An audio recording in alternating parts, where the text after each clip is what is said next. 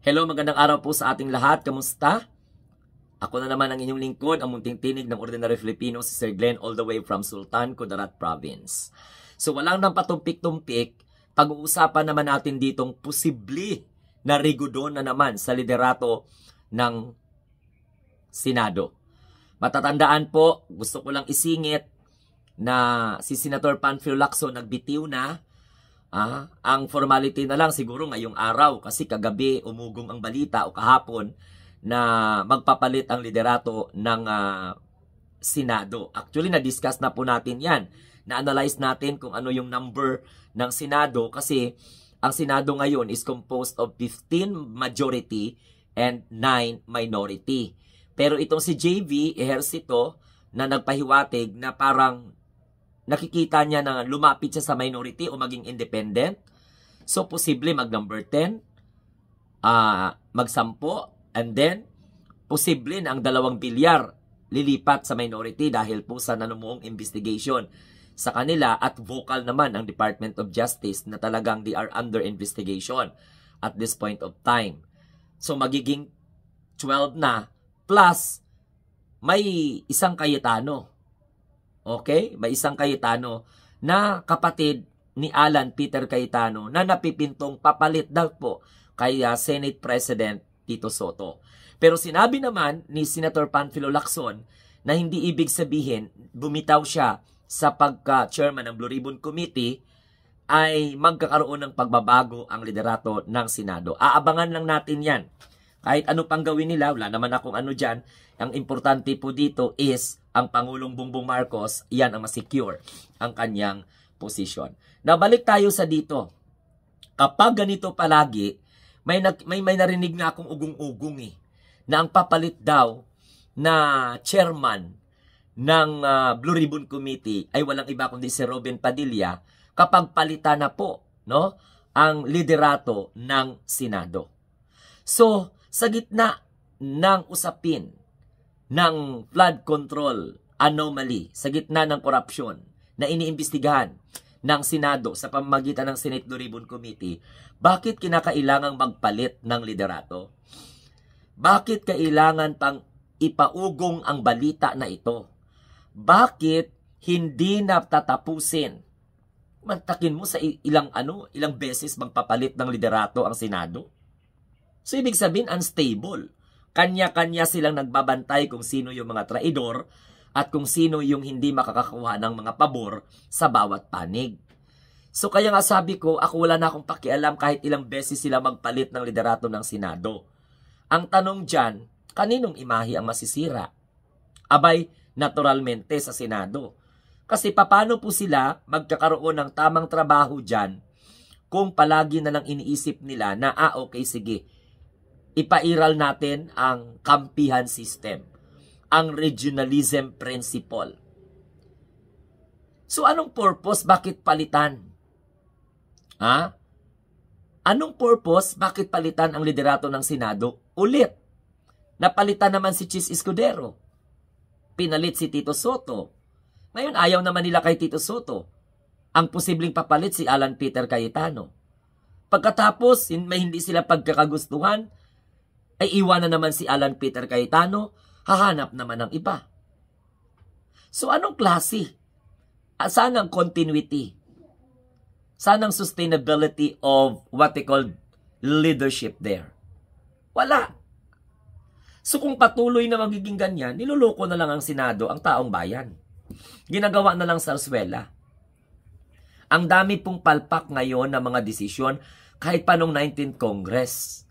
Patuloy ba naman ang kapalpakan ng Senado ngayon sa 20th Congress dahil po sa principles of real journalism and at the same time yung pagkakanya-kanya or pagkakampi-kampihan?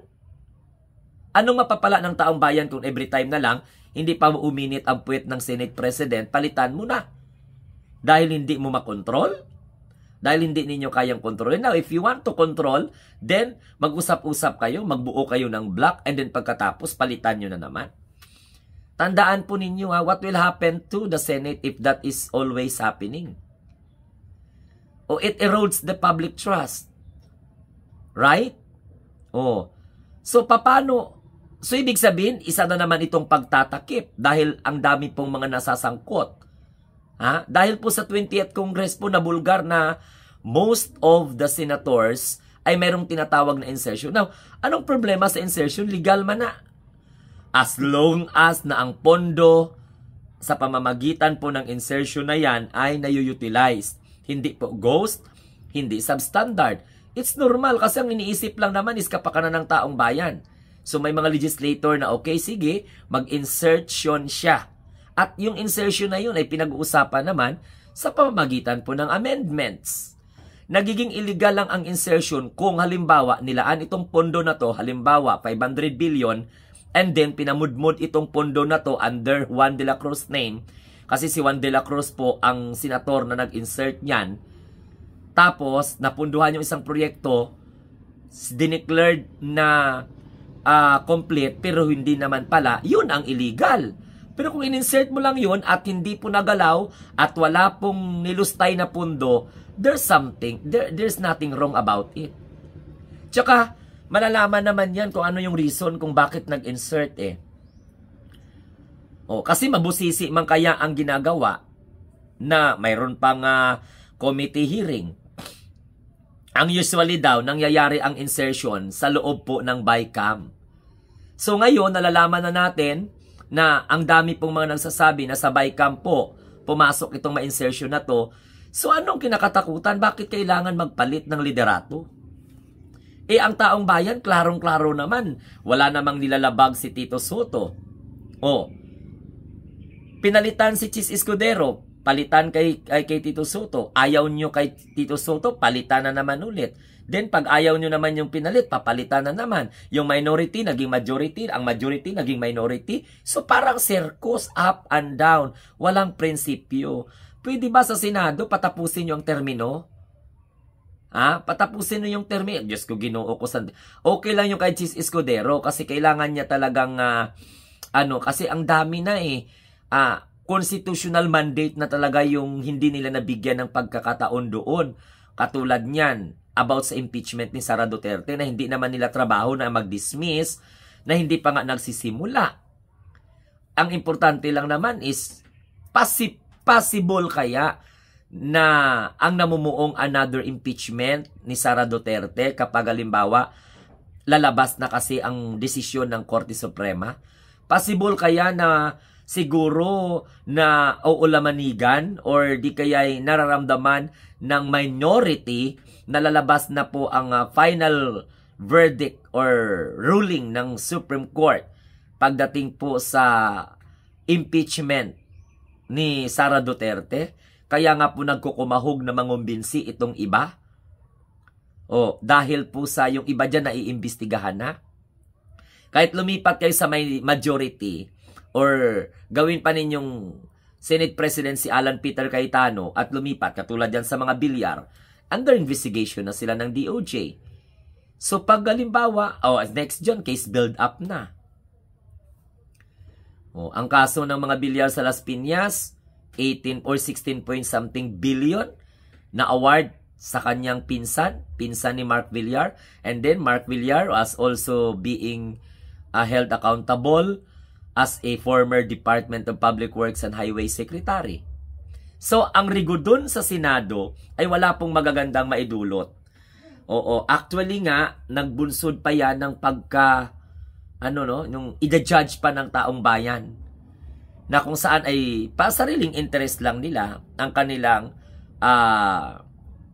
isinaalang-alang.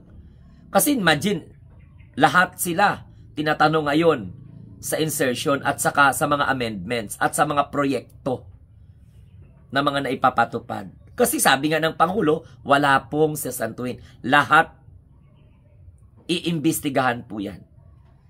So yan ang nakikita ko mga kamunting tinig na gusto nila palitan ang liderato ng Senado because they cannot control it. Pag si Peter Alan Cayetano ang susunod na maging Senate President, pag hindi naman nagustuhan ng mga kasama niya, palitan na naman nila yan ulit. Kaya nga mas mabuti na lang talaga na magbago ang forma ng gobyerno at ito pa ang mas nakakaganda. I-abolish na lang yung Senado kasi naging katawa-tawa na Buti na lang kung si Alan Peter Cayetano ay what we call this, maayos ang pamamalakad niya. Or di kaya'y buti lang kung mapagbigyan ni Alan Cayetano lahat ng mga gusto ng kanyang kasama. Ang mga kasama pa naman yan, may mga traidor pa. Kung sino yung luluklok kay Cayetano, yan din ang magtatraidor sa kanya pagdating ng panahon. Katingnan mo anong nangyari kay Chis Escudero. Pero yung kay Chis Escudero kasi, nagka-problema siya sa kanyang mga desisyon. Katulad niyan, klarong-klaro na ang trabaho ng Senado is to try and decide. The impeachment case was properly transmitted to the Senate. So walang aksyon ng Senado. Pinaabot ng 4 na buwan. More than 4 months. Tapos pagdidebatihan, i-dismiss lang pala. May mga remand, may mga dismiss hanggang sa nauwi sa archiving. Gumawa ng desisyon na hindi pa po nagkaroon ng tinatawag na final ruling ang Supreme Court due to the motion for reconsideration filed by the prosecution panel. Then lumating yung 20th Congress, ngayon nagpalit naman ng liderato, ilang linggo magpapalit na naman. So katawa-tawa. Okay? So ayan mga kamunting tinig, maraming salamat po sa inyo. Ito pong muli ang inyong lingkod, ang munting tinig ng ordinaryong Filipino. Huwag kalimutan mag-share, mag-like, and subscribe. And please don't forget to click the notification bell para lagi kayong updated. So abangan natin what will happen. Magbabago na naman ang liderato ng Kamara, ng Senado. So hindi natin alam, titingnan po natin yan. Pero sabi ni Panfilo Lacson, hindi naman ang ahulugan ng pagbitiw niya bilang chairman ng Blue Ribbon Committee ay magbabago ang liderato ng Senado. Ang pinagbigyan ng ni Lacson, total hindi naman daw masaya yung mga karamihan sa kanyang mga kasama, di bibitiw na lang siya at hindi po siya tatalikod para labanan ng korupsyon, patuloy po siya. Okay? Parang mahirap i-reconcile. Pero abangan natin ang susunod na kabanata. Okay? Bye-bye. Have a nice day. And God bless mga bagong Pilipino sa bagong Pilipinas.